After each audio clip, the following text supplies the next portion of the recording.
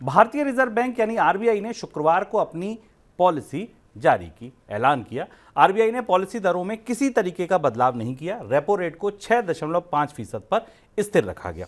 Repo rate यानी कि वो दर जिस पर बैंक आरबीआई से कर्ज लेते हैं। बैंक आपको आगे और हमें आगे कर्ज देते हैं, तो जब रेपो रेट बढ़ती है तो हमारे कर्ज की दर भी बढ़ती है। ये स्थिर रही तो आप मान सकते हैं कि आपकी भी home loan, car loan, personal loan की जो ईएमआई है वो बढ़ेगी नहीं, या जो आपको कर्ज मिल रहे हैं वो इससे ज़्यादा महंगे नहीं होंगे। आरबीआई ने लगातार चौथी बार रेपो रेट को स्थिर रखा है, कोई बदलाव नहीं किया है। रेपो रेट में बदलाव नहीं होने की वजह से बैंकों की तरफ से कर्ज जमा की दरों में बदलाव की संभावना नहीं है, लेकिन रिजर्व बैंक ने अपनी पॉलिसी में महंगाई को लेकर आशंका जताई है। पॉलिसी की घोषणा करते हुए आरबीआई गवर्नर शक्तिकांत दास ने कहा कि कुछ खरीफ फसलों की खेती में आई गिरावट और जलाशयों में पानी का स्तर पिछले साल के मुकाबले कम रहने की वजह से महंगाई को लेकर चुनौती बनी हुई है। रिजर्व बैंक गवर्नर के मुताबिक इस साल असंतुलित मानसून की वजह से महंगाई का खतरा बढ़ा है। इसी वजह से रिजर्व बैंक ने सितंबर तिमाही के लिए रिटेल महंगाई का जो अनुमान है उसे 6.2% से बढ़ाकर 6.4% कर दिया। लेकिन पूरे वित्त वर्ष 2024 की बात करें तो महंगाई का अनुमान 5.4% पर बरकरार रखा है। रिजर्व बैंक ने ग्रोथ के अनुमान में किसी तरीके का बदलाव नहीं किया, इसे भी 6.5% पर बरकरार रखा है। 23-24 में आरबीआई को भरोसा है कि देश की जीडीपी 6.5% की दर से बढ़ेगी। ये हुई मोटी बात ग्रोथ को लेकर, महंगाई को लेकर, रेपो रेट को लेकर। अब एक एक कर और परतें खोलते हैं, और भी कुछ बड़ी घोषणाएं थी उन पर भी समझते हैं। लेकिन सबसे पहला सवाल सर, ब्याज दरों को लेकर। नीतिगत दरें 4 बार से नहीं बढ़ी हैं, 6.5% पर स्थिर हैं। क्या माना जाए यहां से जब भी शुरू होगी, एक पॉलिसी के बाद, दो के बाद वापसी ही शुरू होगी, या अभी और बढ़ोतरी हो सकती है? रिजर्व बैंक पहली बात इस पॉलिसी की पूरी समीक्षा में प्रत्याशित रूप से जिस बात की संभावना थी वो संभावना दिखाई दे रही। बाकी पूरी पॉलिसी में कोई बड़ा डायरेक्शन नहीं है। अगर आप पॉलिसी को देखें तो पॉलिसी बिल्कुल यथास्थिति पर निर्भर है, और लगभग ऐसा है कि तिमाही आधार पर परिस्थितियां कैसे बदलेंगी इस आधार पर रिजर्व बैंक आगे चलेगा। इसकी तुलना में अगर आप फेडरल रिजर्व की मॉनेटरी पॉलिसी को देखें तो वो थोड़ा लॉन्ग टर्म की बात करती है और ये बताती है कि कब तक इंटरेस्ट रेट बढ़ते रहेंगे, कब वापसी होगी। तो जो शुभम ने सवाल पूछा, उसी सवाल का जवाब हम सुबह आरबीआई गवर्नर को सुनते हुए समझने की कोशिश कर रहे थे कि 6 महीने साल भर के लिए किस तरीके का संकेत देती है। जैसे कुछ छोटे छोटे बदलाव अंदर किए गए पॉलिसीज में जो स्पष्ट रूप से सामने नहीं आए, उन टुकड़ों को अगर आप जोड़ें तो आपके सामने एक पहेली बनती है, और वो पहेली का हल इसमें नहीं निकलता है। जैसे रिजर्व बैंक ने पिछली मॉनेटरी पॉलिसी में एक इंक्रीमेंटल कैपिटल और सीआरआर की घोषणा की थी, उसे डिसकंटिन्यू करने का फैसला कर लिया गया। उसको रिव्यू किया गया और जो तारीख थी उस हिसाब से वो 7 अक्टूबर से वापस हो जाएगी। इसे इसलिए किया गया था कि बाजार से जो अतिरिक्त तरलता 2000 रुपए के नोटों के साथ आई थी उसे खींचा जा सके।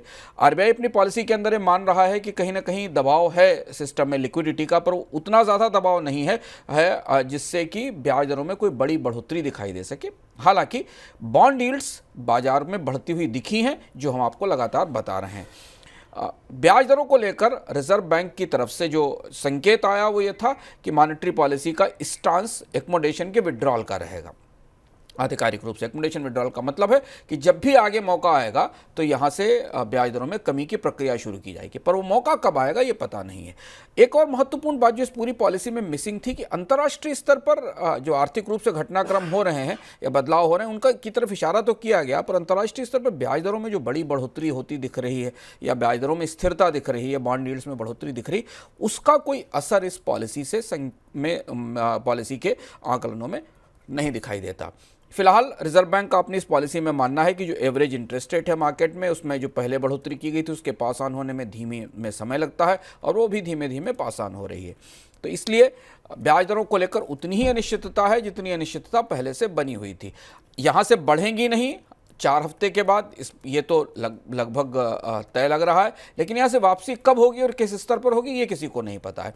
और इसीलिए वो जो पूरी डिबेट है शुभम सॉफ्ट लैंडिंग और हार्ड लैंडिंग की, वो डिबेट भारत में भी है कि ब्याज दरों में वापसी कब से शुरू होगी या ये लंबे समय तक ज़्यादा रहेंगी। पर जो बाकी फोरकास्टर्स हैं, जो बाकी अनुमान हमारे पास आए थे पॉलिसी को लेकर, उसमें सबका मानना है कि आपके लिए अगर आप कर्ज लेने वाले हैं तो पीठ मजबूत रखिए। महंगी और ऊंची ब्याज दरों का दौर कम से कम यहाँ से 8 से 9 महीने तक चल सकता है, और अगर आप डिपॉजिटर हैं और बैंक में पैसा रखते हैं तो अच्छी ब्याज दरों का फ़ायदा उठाइए। तब भी आपके लिए 8-9 महीने का अभी एक मौसम ऐसा रहेगा जहाँ ब्याज दरों में कोई बड़ा बदलाव नहीं होगा, पर वो रहेंगी ऊंचाई पर ही। सर अगली बात महंगाई की। तिमाही आधार पर महंगाई थोड़ा सा अनुमान बढ़ाया, लेकिन सालाना आधार पर स्थिर रखा। कितना तर्कसंगत लगता है आपको ये? महंगाई के आकलन में भी रिजर्व बैंक ने मानसून को लेकर जो संभावना जाहिर की थी और जो आंकड़े दिए थे, उनके आधार पर ऐसा लगता है कि खाद्य महंगाई और महंगाई के पर थोड़ा सा असर दिखाई देगा। यहाँ भी थोड़ा कंजर्वेटिव है रिजर्व बैंक, थोड़ा चूंकि रिजर्व बैंक वजह यह है कि मॉनेटरी पॉलिसी की अपनी पॉलिटिक्स होती है। चूंकि रिजर्व बैंक को अपनी पूरी नीति से इन्फ्लेशन को टारगेट करना होता है और जो लक्ष्य इन्फ्लेशन के लिए रखा जाता है उसे हासिल करना होता है, नहीं तो मॉनेटरी पॉलिसी असफल मानी जाती है। इसलिए कभी भी रिजर्व बैंक बहुत एग्रेसिव होकर इन्फ्लेशन के आकलन नहीं देकर आता, तो कंजर्वेटिव आकलन होते हैं। और इसके साथ जो दस्तावेज जारी किया गया, उस दस्तावेज में बड़े हिस्से में रिजर्व बैंक ने स्वयं में बताया है कि उसने कितने कायदे से इन्फ्लेशन का मैनेजमेंट किया है। कई पैराग्राफ में डेटा चार्ट से बताया है कि उन्होंने जो लक्ष्य तय किए थे वो सारे लक्ष्य हासिल हुए हैं। लेकिन जब आप पूरी पॉलिसी को भीतर से पढ़ें तो उसमें एक महत्वपूर्ण बात जो ऊपर निकल कर नहीं आती, वो ये अंदर कही गई कि अगर कच्चे तेल की कीमतें बेसलाइन से ऊपर जाती हैं, 30% 10% भी ऊपर जाती हैं, तो महंगाई में उसका सीधा असर दिखाई देगा, जिसे इसमें फैक्टर इन नहीं किया गया है। जबकि कच्चे तेल की कीमतें 85, 90 और बीच में $100 तक हो आई हैं। उसका कितना असर दिखाई देगा आने वाले समय में ये स्पष्ट नहीं है। मानसून और एल नीनो के असर को लेकर स्थिति पूरी तरह तस्वीर साफ नहीं है। अब यहाँ जो सबसे महत्वपूर्ण बात है महंगाई को, वो रिजर्व बैंक के आंकड़ों में भी हम ढूंढते रहे, हमें पता नहीं चला, क्योंकि सरकार ने तो आज तक नहीं बताया कि खरीफ का अनाज उत्पादन कितना होने वाला है। अभी तक अनाज उत्पादन के आंकड़े नहीं आए हैं, सोइंग के आंकड़े आ गए हैं। और इसलिए रिजर्व बैंक की इस पॉलिसी में भी खाद्य महंगाई को लेकर तस्वीर स्पष्ट नहीं होती। मानसून का सीजन खत्म हो चुका है, मानसून की विदाई हो चुकी है, सोइंग खत्म हो चुकी है, खरीद के कांटे भी लग चुके हैं खरीफ के लिए कई जगह पर। अब इससे ये पता चलेगा शुभम कि कितना वास्तविक तौर पर धान का, पल्सेस का, ऑयल सीड्स का प्रोडक्शन आ रहा है खरीफ में, क्योंकि वो ये बाजार में मांग और आपूर्ति की परिस्थिति बताएगा। और इसलिए रिजर्व बैंक थोड़ा महंगाई के मामले में कंजर्वेटिव दिखता है, पर महंगाई को लेकर अभी कुछ और उतार चढ़ाव आने वाली 2 तिमाहियों में ज़रूर होंगे। सर अगला बड़ा सवाल रुपए पे, क्योंकि आरबीआई रुपए को संभालने के लिए लगातार प्रयास करता है और रुपया इस समय, अगर आप मैक्रो तमाम इंडिकेटर देखें तो रुपया एक लगातार चिंता बना हुआ है, निचले स्तर पर कारोबार कर रहा है। अमेरिका में बॉन्ड यील्ड बढ़ती जा रही है, डॉलर ताकतवर होता जा रहा है, रुपया बिल्कुल फिसलता जा रहा है। इसको लेकर कहीं कुछ सुगबुगाहट, कोई बात? यहाँ रिजर्व बैंक थोड़ा स्पष्ट दिखता है। जैसे रिजर्व बैंक, हालांकि रिजर्व बैंक हमेशा ये भी बात कहता रहा है कि वो कभी किसी एक रेट को टारगेट नहीं करता है, बल्कि मार्केट में जो वॉलेटिलिटी, उतार चढ़ाव से रोकने के लिए दखल करता है। पर रिजर्व बैंक ने परोक्ष रूप से माना कि बाजार में उसका दखल जारी है और वो विदेशी मुद्रा भंडार के जो आंकड़े हमारे सामने साप्ताहिक रूप से आते हैं, उनमें लगातार 3-4 हफ्तों से गिरावट के तौर पर दिखाई भी दे रहा है। पर रुपए को लेकर रिजर्व बैंक को पता है कि उसके हाथ में बाजार में केवल वॉलेटिलिटी रोकना ही है, बाजार में उतार चढ़ाव रोकना ही है, क्योंकि रुपए पर और भी बहुत सारे फैक्टर्स प्रभावी हैं। अंतर्राष्ट्रीय बाजार में कच्चे तेल की कीमतें, भारतीय बाजार से विदेशी निवेशकों की आवाजाही, उनकी बिकवाली और उनका निवेश, और इसके अलावा डॉलर इंडेक्स की मजबूती जो कि लगातार मजबूत बना हुआ है। इसलिए रुपए को लेकर रिजर्व बैंक ने कोई बड़ा स्पष्ट संकेत नहीं दिया है। लेकिन हाँ, अगर एक चीज़ यहाँ भी ध्यान रखने वाली बात है, उस पर भी रिजर्व बैंक की पॉलिसी में कुछ नहीं, पर अगर आप समझने की कोशिश करें बिटवीन द लाइन्स, जो पंक्तियों के मध्य छिपा होता है, कि बहुत कुछ इस बात पर निर्भर करेगा कि फेडरल रिजर्व अपनी अगली पॉलिसी में क्या करता है।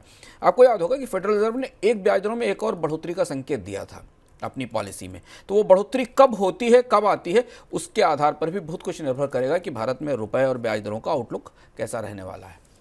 सर अगली बात, पर्सनल लोन को लेकर चिंता। मनी सेंट्रल में मुझे लगता है लगभग कम से कम आधा दर्जन बात तो हम लोग डिस्कस कर चुके होंगे। ये जो अनसिक्योर्ड लोन बढ़ रहे हैं, पर्सनल लोन बढ़ रहे हैं, इसको लेकर आरबीआई लगातार चिंता में। वो बात आज कह भी दी। हाँ, वो बात कह दी और रिजर्व बैंक इससे पहले भी कह चुका था। यहाँ रिजर्व बैंक का रुख थोड़ा सा स्पष्ट दिखाई देता है। जो अनसिक्योर्ड क्रेडिट है, जो इनसिक्योर्ड लोन्स हैं, उनको लेकर पर्सनल लोन, क्रेडिट कार्ड के लोन, आरबीआई ने कहा है कि बैंकों में इस ट्रेंड पर गहराई से नज़र रखी जा रही है। हालांकि रिजर्व बैंक ने यह भी कहा कि जो बैंकों के बाकी पैरामीटर्स हैं, उनके ऑडिटेड रिजल्ट्स में जो आंकड़े आते हैं, उनके एनपीएस के वो पैरामीटर्स बेहतर हैं। लेकिन फिर भी इस बात का प्रयास किया जा रहा है बैंकों को समझाने के लिए कि जो अनसिक्योर्ड लोन है इन्हें रोका जाए, क्योंकि रिटेल क्रेडिट की ग्रोथ रेट 30% के आसपास रही है पिछले कुछ सालों में, जो कि और इसमें अनसिक्योर्ड क्रेडिट की ग्रोथ 23% है, रिजर्व बैंक गवर्नर ने बताया। तो अगर ओवरऑल भारत का रिटेल क्रेडिट 30% की दर से बढ़ रहा है